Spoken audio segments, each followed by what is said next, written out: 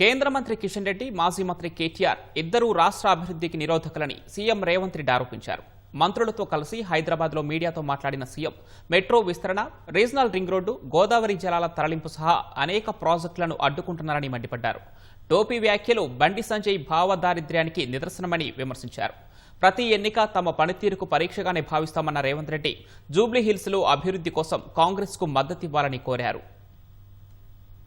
జూబ్లీహిల్స్ ఉప ఎన్నిక ప్రచారం వేళ ముఖ్యమంత్రి రేవంత్ రెడ్డి ప్రతిపక్షాలపై విరుచుకుపడ్డారు. మంత్రులు పొన్నం ప్రభాకర్, అడ్లూరి లక్ష్మణ్, మహమ్మద్ అజారుద్దీన్తో కలిసి విలేకరుల సమావేశం నిర్వహించిన సీఎం కేంద్ర మంత్రి కిషన్ రెడ్డి, మాజీ మంత్రి కేటీఆర్ రాష్ట్ర ప్రగతి నిరోధకులని విమర్శించారు. కేంద్రం రాష్ట్రంలో కాంగ్రెస్ అధికారంలో ఉన్నప్పుడే హైదరాబాద్ అభివృద్ధి జరిగిందని వివరించారు. 10 ఏళ్లలో కేసీఆర్, కిషన్ రెడ్డి రాష్ట్రానికి ఏమీ చేయకపోగా ఏఐబీపీ ప్రాజెక్టులు, ఐటీఐఆర్ రాకుండా అడ్డుకున్నారని ధ్వజమెత్తారు. 2047 విజన్ డాక్యుమెంట్ స్ఫూర్తితో తాము ముందుకు వెళ్తున్నట్లు వివరించారు. రేపటి 10 సంవత్సరాల కోసం నేను కొత్త ప్రణాళికలు రచిస్తున్నా. తెలంగాణ రైజింగ్ 2047 అనే ఒక పాలసీ విజన్ డాక్యుమెంట్ ఈ రోజు మేము తీసుకొస్తున్నాము. 2047కి స్వతంత్రం వచ్చి 100 సంవత్సరాలు పూర్తి చేసుకోబోతున్నాం. రాబోయే 100 సంవత్సరాల కోసం ఎలాంటి భవిష్యత్ ప్రణాళికలు ఉండాలో మేము ఒక విజన్ డాక్యుమెంట్ ప్లాన్ చేస్తున్నాం. ఈరోజు మెట్రో విస్తరణకు 43,000 కోట్ల రూపాయల ప్రణాళికలతో కేంద్ర ప్రభుత్వానికి మేము ఇచ్చినాం. బ్యాడ్ బ్రదర్స్ ఇద్దరు కలిసి అడ్డుకుంటున్నారు, కిషన్ రెడ్డి, కేటీఆర్ కలిసి.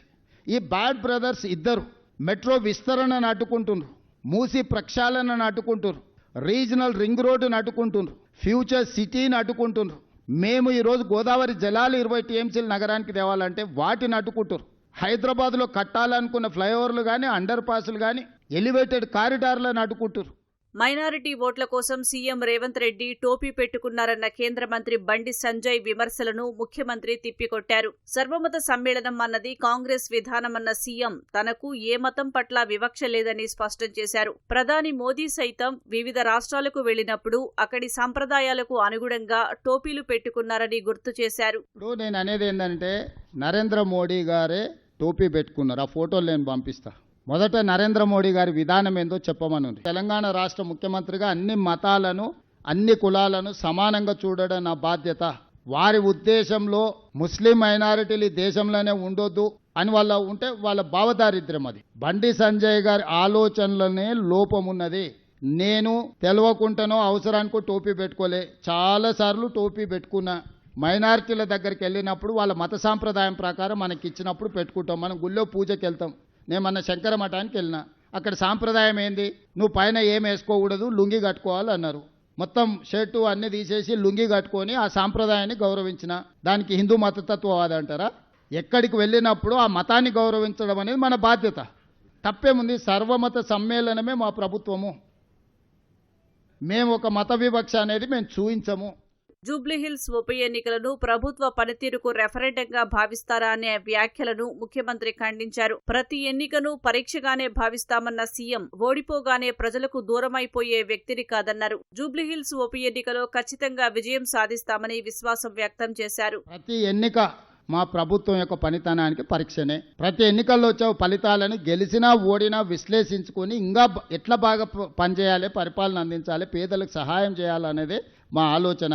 పనికిమాలినోళ్ళు అప్పుడప్పుడు వచ్చేటోడు ఇట్లాంటి మాటలు మాట్లాడతాడు. నేను ఫుల్ టైం పొలిటీషియన్ అయ్యా, ప్రజాప్రతినిధిని. 2006లో జడ్పీటీసీకి ఎన్నిక అయినప్పటి నుంచి 2026 వరకు 20 సంవత్సరాలు నిత్యం ప్రజలలో ఉండి ప్రతిపక్షంలో ఉంటే ప్రశ్నించడం, ప్రభుత్వంలో ఉంటే పరిపాలన చేయడం. ఇదే ప్రజాస్వామిక స్ఫూర్తి. దాని ప్రకారం ముందుకు వెళ్తున్నాం. వాళ్ళు ఏం మాట్లాడుకుంటారో ఏమో, వాళ్ళ అభిప్రాయాలు ఏంటో. అసలు కేసీఆర్ బయటకే రాలే, ప్రధాన ప్రతిపక్ష నాయకుడు. ఓటే అడుగుతలేడు కదా, ఇక పోటెక్కడిది? ఏడాదిన్నర కాలంలో రాష్ట్రానికి 3 లక్షల కోట్లు పెట్టుబడులు తెచ్చినట్లు సీఎం రేవంత్ రెడ్డి వివరించారు. దేశానికి వచ్చిన జీసీసీలలో 70% హైదరాబాద్కే వచ్చాయని తెలిపారు. అంతర్జాతీయ స్థాయికి విస్తరించాలంటే అభివృద్ధికి సహకరించాలని సీఎం రేవంత్ ప్రజలకు విజ్ఞప్తి చేశారు. అంతర్జాతీయ స్థాయికి రోజు విస్తరించాలి, పోటీ పడాలి అనంటే అభివృద్ధికి సహకరించాలి. ఇప్పటి వరకు కౌన్సిలరు, కార్పొరేటర్లు, ఎమ్మెల్యేలు, ఎమ్మెల్సీలు, ఎంపీలు, రాష్ట్రం, కేంద్రం బీజేపీ, బీఆర్ఎస్కే ఇచ్చారు. ఈ ఒక్కసారి మాకు అవకాశం ఇవ్వండి. నవీన్ యాదవ్ యువకుడు, ఆ పిల్లగాడు అక్కడనే పుట్టిండు, అక్కడనే పెరిగిండు. ఆ పిల్లగాడిని రౌడీ రౌడీ అని మాట్లాడుతూ ఎవడా? దీపావళి పండుగ రోజు గంజాయి కొట్టేటోడు రౌడీ అవుతాడా? గల్లీల పేదోళ్ళకి అండగా నిలబట్టోడు రౌడీ అవుతాడా? అన్ని సమస్యలను పరిష్కరించి నగరాన్ని అంతర్జాతీయ ముఖచిత్రంలో పెట్టడానికి జూబ్లీహిల్స్ నియోజకవర్గ ఓటర్లను సహకరించాల్సిందిగా నేను విజ్ఞప్తి చేస్తున్నా. నేను ఏ సర్వే ఏజెన్సీలను ఎవరి గురించి నేనేం అనదలుచుకోలే. మనం బ్యాండ్ మేళం మనం డబ్బులు ఇచ్చి పిలుచుకుంటే వాడు మనం పాడవన్న పాట పాడతాడు, వేరే పాడతాడా?